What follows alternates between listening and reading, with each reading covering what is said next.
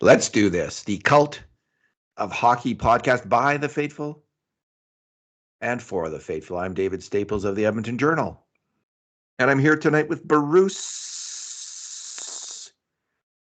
McCurdy and what is either a still or an atomic weapon in behind you. Yeah, that's actually a telescope. Yeah, it's a still. I just got a new telescope. Cool. Oh, there you go. Down submarine. It's from my late friend John Payzant, who built that telescope and used it for years until he died. And I had a problem with my own scope, so I got this one to check it out for a while and remember my friend John and do some nice backyard astronomy. So this is the only place in the room it would fit. Cool. Very cool. Oh. Nice, nice color. I like it, Bruce. Like I say, it's a very nice still. Mm-hmm. I'm not saying you because you're from Newfoundland. I'm not saying that. Bruce, great victory tonight. Yeah. 7-4 win. The Oilers had lost 7 straight game ones. Much talked about on the internet the last few days. Yep. Kind of astonishing. Yeah. And it said, I think it actually did say something about the team, about their lack of maturity in their game. And tonight they beat the LA Kings 7-4. It was a game they came out, dominated from the start. And really the Kings never got closer than 2 goals in the game. And I personally thought it was a very, very business-like professional win from the Oilers. I saw a ton of things, which I was hoping to see, and a ton of things that I liked. I was very impressed with the Oilers in this victory tonight. So what's your take on it? Well, sure nice to get the win. I mean, there was from 4-0 ahead halfway through the second period. The fact that LA was able to score 4 goals in the second half of the game does not thrill me. Edmonton thankfully had a couple power plays to stretch their lead early in the third, and let's face it, the last 2 goals were awful flukes. But there was a spell the late going of the second period. They got a call. Thankfully, they got a call on a disallowed goal, or might have got real tense. But there was a hell of a lot of good things for sure. Oilers power play being high on that list, going 3 for 4 in just under 5 minutes, pounding 11 shots on net and 3 of them goals, and 6 or 7 of them probably grade A shots were there on the power play. Yeah, the grade A shots in the game were, just go there, the Oilers had 18, and 7 of them were 5 alarm shots, and the Kings had 10 with 5 alarm shots. So it was a pretty dominant performance. Going into this game, we had looked at the 4 games they played earlier this year, and the Kings actually had 47 grade A shots to 46 for the Oilers, even though the Oilers had won 3 of those games. So for me, this series, although I picked the Oilers in 5, the Kings are a tough team, a really tough team to beat. And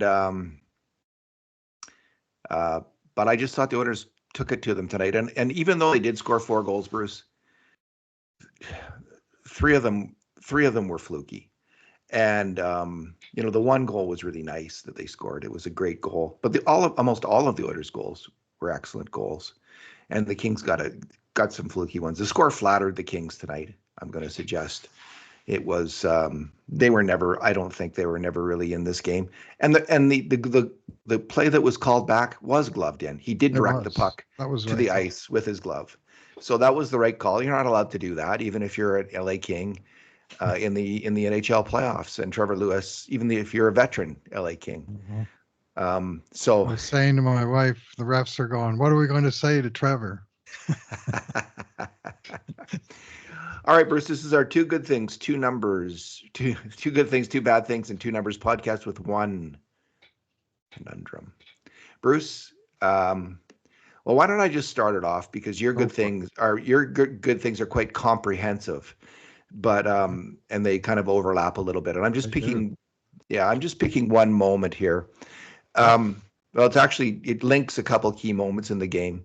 So the Oilers go into the third period 4-2, and the game is in doubt.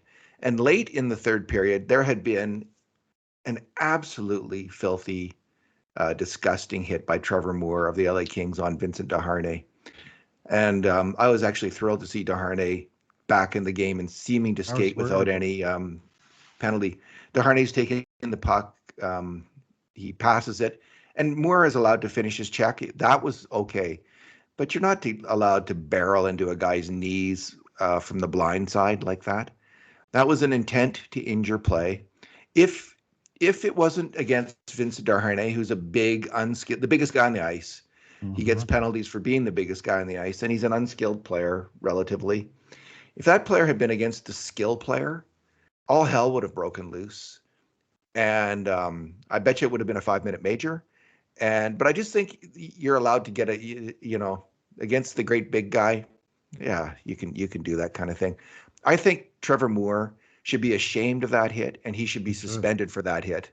He should be suspended by the NHL for 2 or 3 games for intent to injure. That was a dirty, dirty, dirty hit. And anyway, he did get a penalty.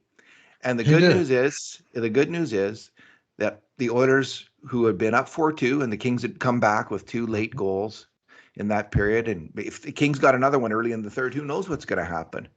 But because of Moore's penalty, he's in the penalty box, and the Oilers power play went to work. And did Leon Trevor Moore he got capital punishment, Bruce. Yep. Leon Draisaitl's executioner shot chopped him down, and what a great shot. What a play by Draisaitl. No matter how many times you see that shot, it's always amazing. It is Mhm. always breathtaking the way he just lashes that puck into the net as he But does he and got it finds a right place. up in the roof this time, and he had to because Talbot had most of the lower part of the net, I thought, but Yeah, Leon whizzed it right into the top netting. just a beautiful goal. And five, it was at that point the game was pretty much over. It's 5-2, and the Kings have had trouble scoring all year long, Mhm. and didn't look like to me they were going to come back in the game, and they certainly did not. So that was my good thing. What is yours? Yeah, well, that's justice, all right. And it was the game-winning goal in the end, and uh, Moore had a really good look at it from because the goal was scored from the penalty box side, and he was even in the closer penalty box, so he got a real nice look at that goal. And I agree with you that needs to be looked at. I will fiercely predict he will get a fine, and that there will be no suspension because Desharnais wasn't an A-list player, and he did get up and finish the game. But that was a low bridge hit in the worst Hilliard Graves tradition. Pull a name Hilliard from the distant Graves. past who was infamous for injuring guys with low, dirty, vicious hits like that. Mandatory 1970s sports reference There you go. of the night. Will probably be several more because that's just how we roll. Hilliard Graves was a winger with the Oakland And the, Seals. and the Canucks. I Oh, remember him with as a the Canuck. Canucks. Yeah, I remember him as a Canuck, and I remember him as a filthy so-and-so. But Canucks fans loved it when he hit guys like that, but the opponents never seemed to be too thrilled about it. If we're completely honest, we may have loved the odd Craig Muni or Brian Marchment hit as Oiler Yeah, well, fans. they were dirty. They didn't do that particular low bridge, like go underneath the guy, with the hip into the. Yeah, they did the knee on knee though. Yeah, sometimes there was definitely some of that, but not that Yeah, specific type of hit where sure. he hip checked the guy in the side of the knee and try and rip up his ligaments. Isn't that why Messier went mental on Jamie McCown that one time? And he claimed Actually, he lost his, or was it McSorley? Who oh, was it? McSorley went mental on Mike Bullard after Oh, he had some kind of headshot and he speared Mike Bullard, viciously speared Mike Bullard, and he said he blacked out. McSorley did. Messier, on the other hand, Jamie McCown, he was trying to go around McCown one-on-one at full speed, and McCown just ran him into the end boards at the Saddle Dome hard as he could. Oh, there you go. You don't do that to And Mark Messier. yeah, so the next period they were out on the ice together, and Messier just attacked him right off the face-off and punched him. I think he broke his cheekbone and got a 10-game suspension. But it was a retaliatory situation where he was saying, "You don't do that to me." And you know what? From that day until the rest of his career, nobody cheap shotted Mark Messier because they knew they'd pay a price for it. You know, interestingly, Hilliard Graves played in the era of the 70s when penalties were a dime a dozen. His penalty totals were 52, 29, 29. This is per season. 49, 30, 13, and 47, and then 26. So he wasn't a heavily penalized. I guess not only did he hit people and hurt them, he wouldn't even stand up and fight after. He's even more low down and on there, Bruce. Yeah, I'm not sure he played it. He played a lot, and he wasn't like a big, puncher or anything, but he was pretty famous for his low bridge hits. The California Golden Seals. Yikes. All right. Your good thing, Bruce. Your first good thing. Yeah, well, my first good thing's got to be Connor McDavid. He had a wonderful game tonight with 5 assists, 4 of them of type primary assists. The Oilers' power play was humming tonight, but also they were at even strength. He even had he was on the ice for the first 6 Edmonton goals. He had a tertiary assist on one. This was the Henrique goal, where he passed to Bouchard, to Hyman, to Henrique. But otherwise, he passed to the goal scorer, which 3 different times was Zach Hyman, who's my other good thing. We're just going to take them both together here. Sure, makes sense. I mean, I could call them both one good thing because they were certainly a duo in this game. But all 3 times McDavid set up Hyman for from goal for finishing touches, and mostly from close range. The Hyman goals. Trying to remember the first one, but that was that spin move by McDavid, right? And then he put it on net out front, and Hyman. King's player lost it, and then Hyman Moore tried to clear it and couldn't, and Hyman just kind of tapped it in. Yeah, he was a good 7 feet out for that one. It was a little closer for the other 2. The second one, McDavid whirled out from behind the net, another spin move, and a beautiful backhand pass right through the defender's feet onto Hyman's stick for the finish in the slot. And then the third one was another pass that just found a hole somehow right across the slot, and it caught Hyman on the stick, hanging right off the left goal post where he likes to be, and he was able to shovel that one home, and the hats just came raining down. I'm sure there was 1,000 or more hats tonight, and a very long delay for that. And anyway, McDavid he was skating so well, and his spin moves, like he pulled off several of them, including 2 that led directly to goals, and 2 or 3 more that led to excitement, and he just had it going on all game long. What was his grade A shot count tonight, David? It would have been I can look it up for you, Bruce. Give me 1 second. 97 2 good strength and a bunch on the 8, just 8 on the power play. Yeah, 6 on the power play, which was really, really humming, cooking with gas in this game. And, those spin moves, Bruce. Not only are they like a wonder, but to behold, and like they get you time and space from the other player, right? Like, but you're really stymied as a defender because that guy's puck protecting at the same time, right? Like he's really using his body so effectively to guard that puck. It's just such a deadly combination, all into one for an offensive deke, an offensive move. Very few people can pull that move off, though, and control the puck. Like maybe Cale Makar and Connor McDavid and Sidney Crosby. Maybe that's it. Denny Savard.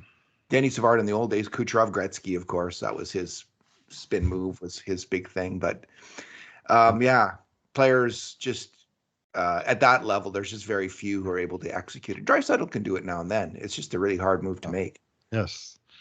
Yeah, Draisaitl takes a backseat to no one when it comes to puck protection. But the McDavid spins tonight, but he had a whole lot. He had a whole lot going on in this game, and his passing game in particular was first rate.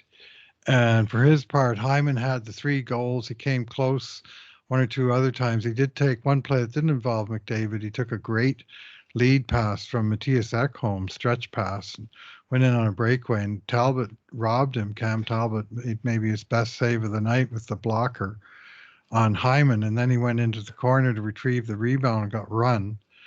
And it looked like he was shaken up. And I'm sure a lot of people felt oh no, after all this, now when the game's decided, he gets hurt. Did. But he did come back to play one more shift after that, and he came back to do the interview at the end of the game. So I guess he wasn't too badly wrecked, but he certainly felt it. And there was the Oilers had to pay a price to break through the Kings' defense tonight, and Hyman paid the piper a few times and kept coming back. How is that not a penalty? I mean, a guy's on a breakaway and just gets hacked. You know, yeah, you got it's an obvious penalty there, and then in the corner. Maybe that's where he got hurt. Was on the hack.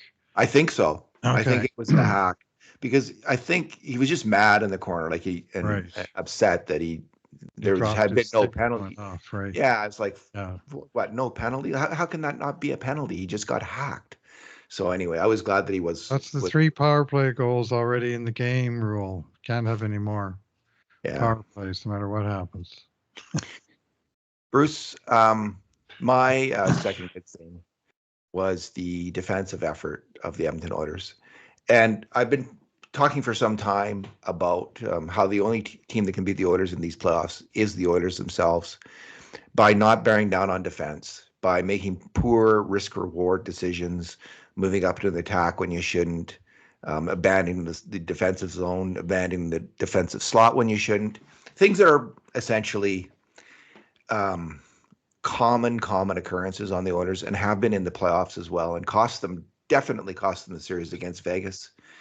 And this year we had such encouraging play for a while. When I look back at the January record, which I did again recently, it really was against weaker teams. I know that we Oilers fans hated that being pointed out, that the Oilers winning streak came against a string of weaker teams, but there was truth to that. But nonetheless, they played outstanding defensive hockey against those teams, which is something.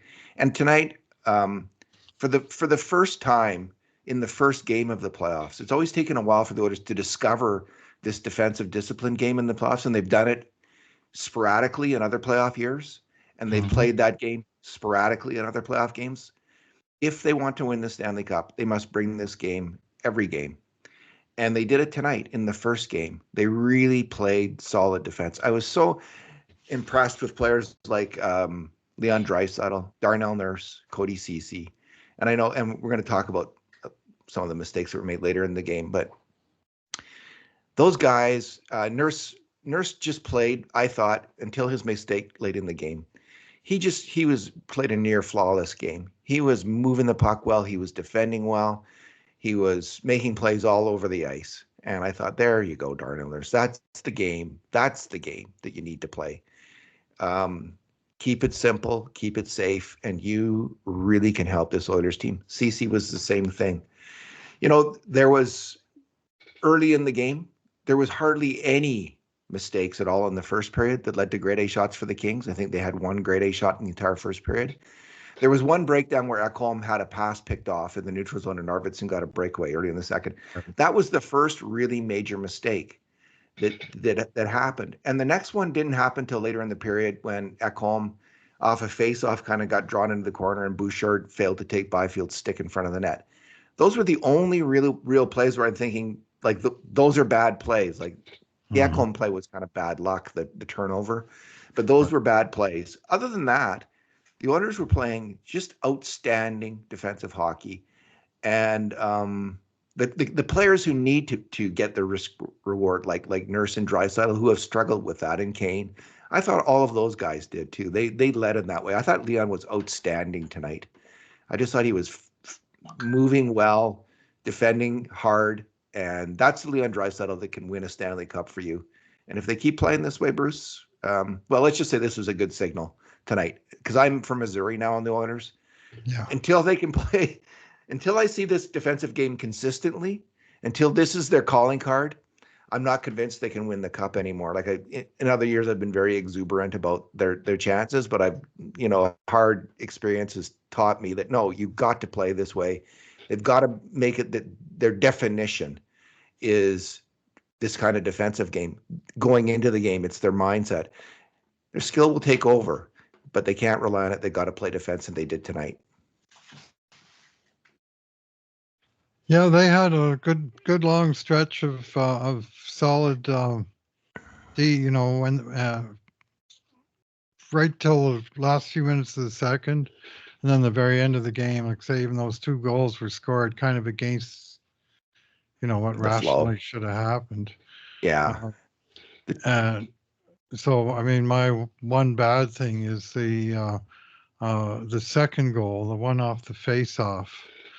And they always seem vulnerable to giving up really good chances like immediately after face-offs. This was actually a 1 face-off.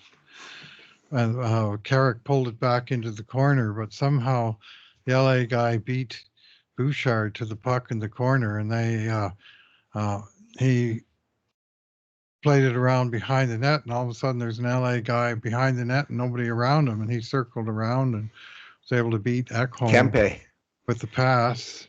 And I think they still gave the goal to Kempe. I was almost sure that Byfield had tucked it in. All I know for sure is that Bouchard, in coming back to the net front, did not tie up the player in any way at all. Byfield. No, they have Kempe now, don't they? I They think do. they have. They said it hit Bouchard's skate and went in, but I think it hit Bouchard's skate and Oh, then they have Kempe now. You're and right. then They should have Byfield Byfield. tucked it in was what I thought I saw, and they may change it, but either way, it either bounced in off of Bouchard or the guy that he should have been covering had a free stick to tap it in. It was just a little bit of inattention to detail, and it's just one of those things where it takes like 5 seconds. You can be playing perfect, and you can just 5 seconds, a couple little mistakes, bang, it's in the net. Yeah. And now it's 4-2, and you're going, geez, it was 4-0. Halfway through the second, they cut half the lead out, and there's still a whole another period to go. But thankfully, I guess Moore took that penalty, and the power play took command. Yeah, I think the one replay I thought it hit Bouchard's skates and went in, and then the other replay it almost seemed certainly like Byfield put it in with his stick. So maybe the first replay that I saw was correct. Maybe it was a bit of both. You're right, possibly a bit of both. It hit Bouchard's skate, but then it went off and it just got tucked inside the post. Anyway, it was just a momentary letdown, and that's what makes it my bad thing. It's just one of those. You can be playing good, but you have to focus in the here and now at all times. Well, it's never good when you have Adrian Kempe charging the net, and there's no defenseman there to meet him, right? Like neither guy was there. Oh. So if this is the Oilers' face-off system, they've got to. Anyway, I think there was a breakdown, and yeah, like I hadn't like even the first goal that they scored was the dreaded Californian outside shot that went through a triple screen, 2 Oilers screening and 1 King. So that was a fluky goal. And then the next one was, obviously batted out of the air. So there were so many fluky goals the Kings were getting. And I'll just go right to my bad thing now, I guess, because I think that, like, I'm not on Twitter right now or social media, but heading into the game, there was quite a bit of criticism of Darnell Nurse. There was Travis Yost of TSN, a TSN writer, and he sounds like he's cheering for the Oilers, but he wrote in his post on the prediction for this series, he wrote, quote, "I fear every moment Darnell Nurse and Cody Ceci are on the ice together." And that's a very strong statement, but I have been feeling it myself lately, if I'm completely honest. So it's they have struggled together out there, and it's a combination of things. But I just think essentially it's both of them trying to do too much on the attack and not putting enough emphasis just on simple, straightforward defensive play. And so my bad thing is the fact that they had such great games on defense. I just thought they really locked it down and did everything right. And then just the two most ridiculous goals against. The first one is I guess a centering pass that goes in off Nurse's skate right into the net. And as you mentioned, and as we've talked before on this podcast, Nurse does lead the team on goals deflected into his own net every year. And I don't know why that is, but that is the case. And then the next one was one of the weirdest plays I've seen. I guess we saw Stu Skinner break his stick last year trying to make a pass too, and there was a weird goal against after that. But this was Cody Ceci. Tying goal in Game 6 against the Kings. That really hurt. Big goal at the time. And Skinner, you may have noticed all year, when he comes out to play the puck, he always slams his stick on the ice before he plays it. Oh, yeah. He bangs his stick just to make sure it's not going to break on him. He does it over and over. Every game you can find him doing that 4 or 5 times. Yeah. But this wasn't Skinner, of course. This was Cody Ceci. So it was like he's just making a pass over to his partner, and his stick absolutely blows up. And then he's panicked, and he falls to the ice. And instead of putting the puck to the boards or into the corner, he still tries to. In his head, he's got that pass. I got to complete the pass. So he tries to complete the pass by passing the puck with his hand over to Nurse. And of course, it goes straight to an LA Kings player who passes it over, and there's a wide open net and a goal. Just such a terrible bad luck play for Cody Ceci and for Darnell Nurse, frankly, both those plays. And I hope that they, maybe people will. There were nothing goals because the Oilers were so far ahead at that point, and it was so late in the game. But it did they were really fantastic tonight. I thought they both played their best game in a long time. And boy, was that ever refreshing to see, because the Oilers need these two guys to play like they can play. And they can play solid defensive hockey when they keep it simple and safe. Yeah, well, no, they played a hard game too. 5 hits for Ceci, 6 for Nurse. They were banging bodies. They were winning battles.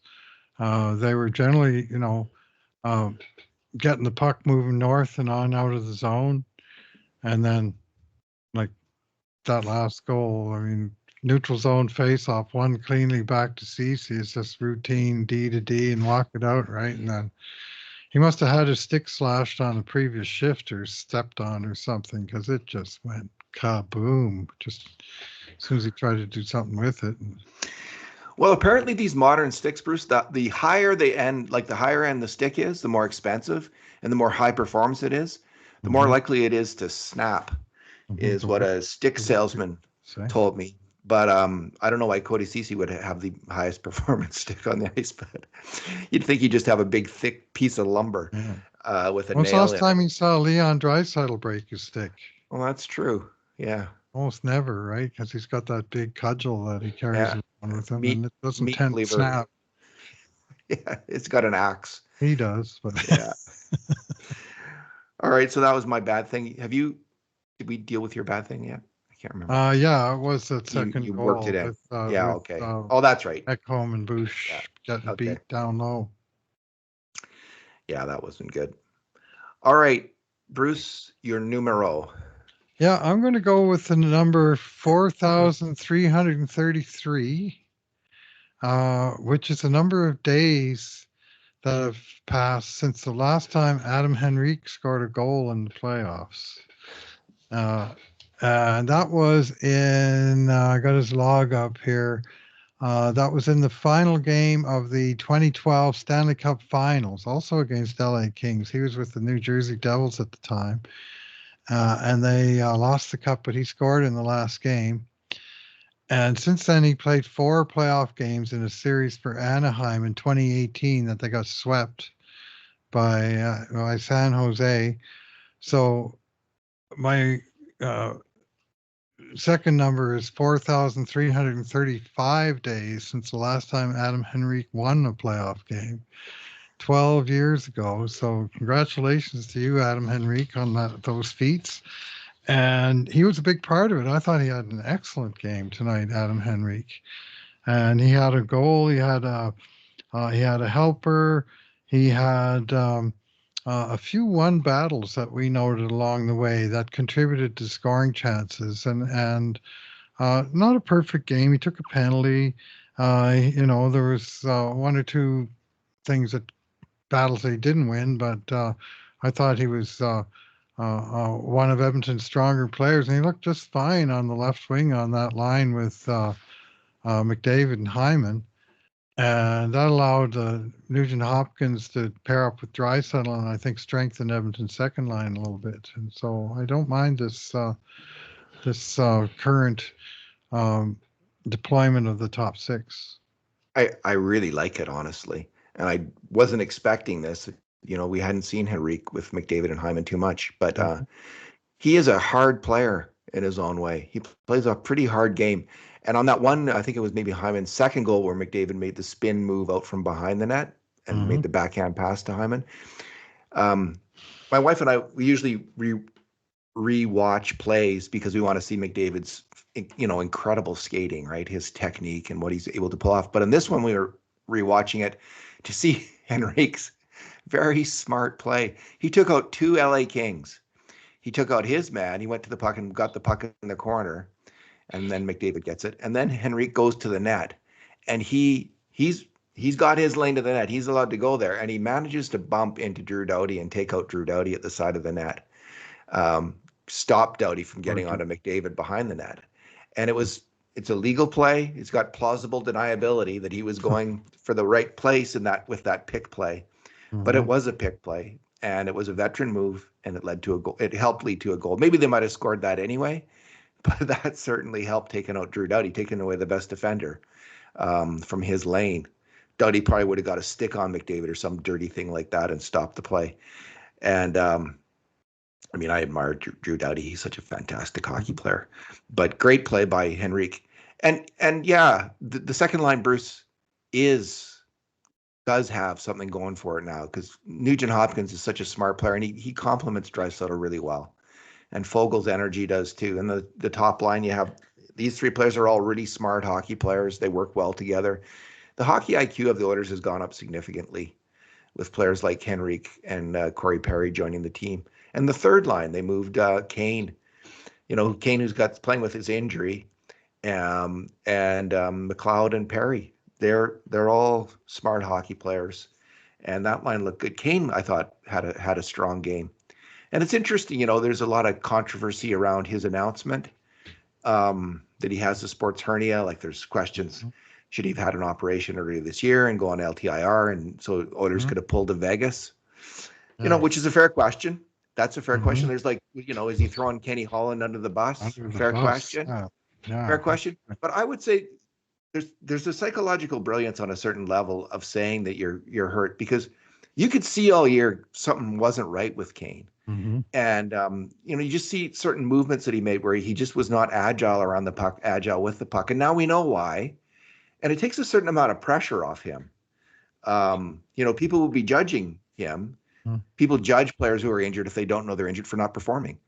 And now that kind of pressure, now everyone's like, so whatever, suddenly you watch Kane and you think, he made a great play. And he did that when he's hurt with his terrible injury.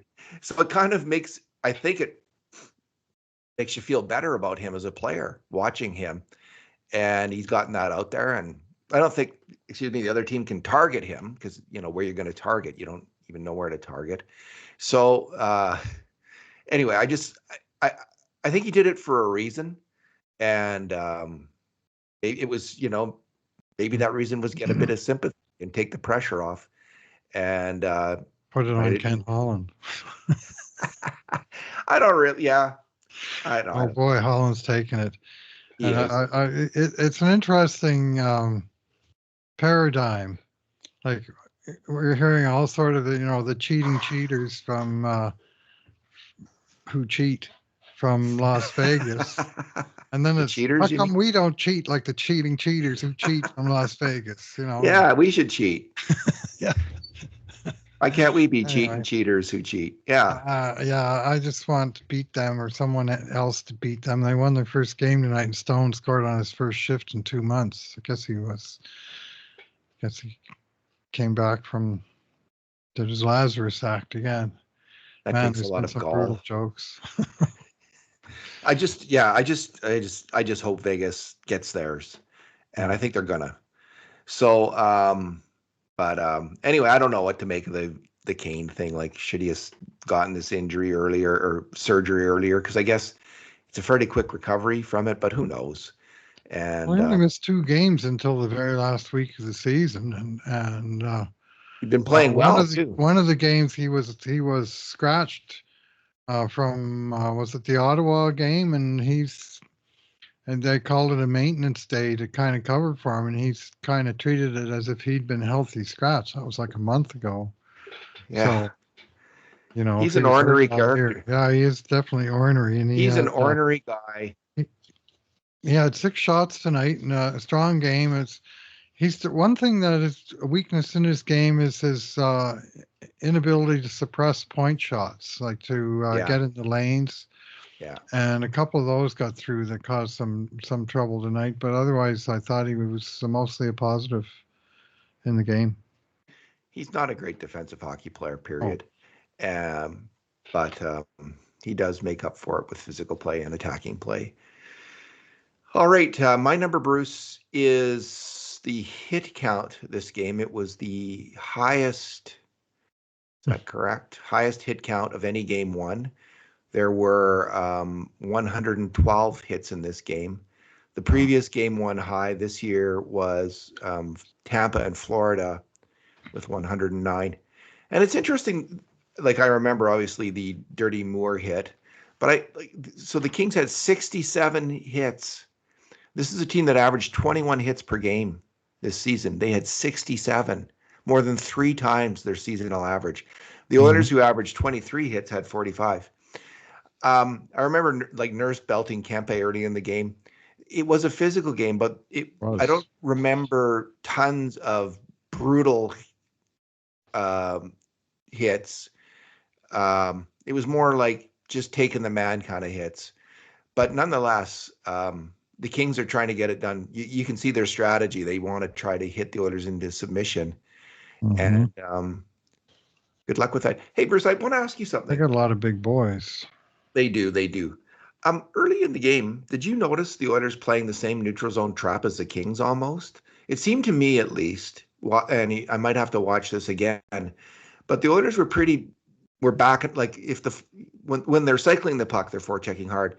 But it struck me that they were doing to the Kings um, what the Kings were doing to them, and they were employing a trap of some sort that I hadn't seen. They were much less aggressive forechecking than I thought they had been in the regular season and pulling back. Did you sense that as well or see that? I just thought they were, being a little conservative to start, but I didn't really notice that they were, doing the 1-3-1 that is so prominent No, it when might have been a different LA trap. has the lead, but they really weren't, uh, doing the heavy on the puck pursuit in the early going. But I mean, LA, I bet you they had 4 hits in the first 20 seconds of this game. They just came out and they were just trying to mash bodies. Uh, and they had Matt Roy, 8 hits. Andreas Englund, 7 hits. Uh, Pierre-Luc Dubois, 5 hits. Alex Laferriere, of all people, had 8 hits in this game. And they had almost everybody on the team with, 2 or 3 or more.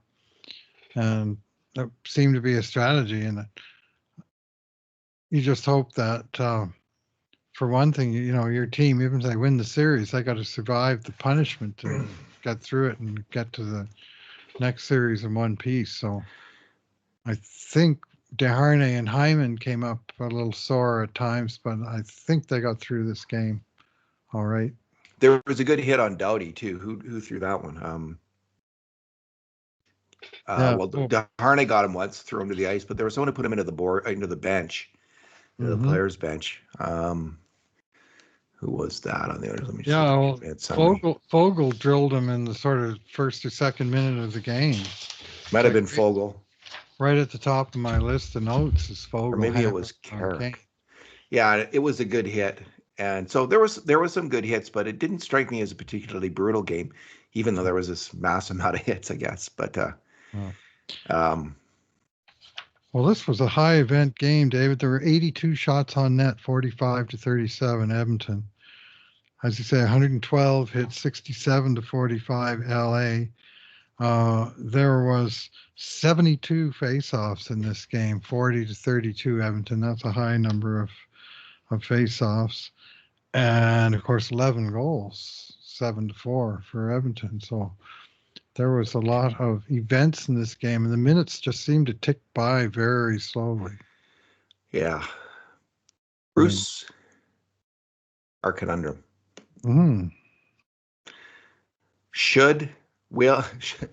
Will Trevor Moore be suspended? Should he be suspended? Go ahead. Will he be suspended? I continue to say he won't be, but I expect he'll be fine. I'll be disappointed if he's not at least fine, because that was filthy. But for reasons stated, that he didn't injure the guy and the guy wasn't a star, they'll just give him basically a warning shot and say, $5,000 fine or whatever maximum allowable under the CBA, whatever that works out to, which for him would probably be the max. He's a good player, but that was not good.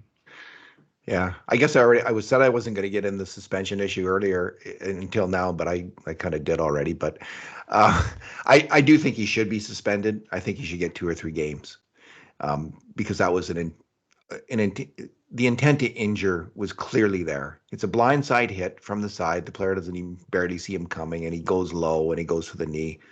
That's a suspendable offense, if you ask me. And if it was against, again, a skilled player, he could have. If Darnay even got hurt, he might get suspended, but he should still get suspended, and he won't. I agree. He'll get a $5,000 fine if that. Darnell Nurse did it. It might be a suspension, but yeah. Evander Kane, he'd be out 5 games. Playoff. They're reluctant to suspend, and I think they will be in this instance. All right, you got the game grades tonight, eh?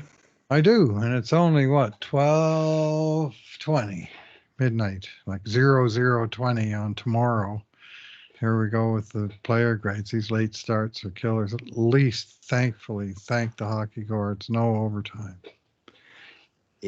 Last thing I want is a long overtime in the one of these late games when I'm grading.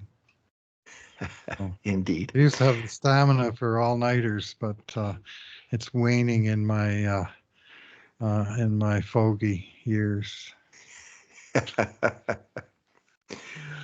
All righty. Yeah, I hear you, Bruce. It's not easy to crank it up when you're feeling a little tired. Great game, great win by the Oilers. Yep. Let's see what happens next. I got my little nap in this afternoon because I knew it'd be a late night. So there you go. Good to go. But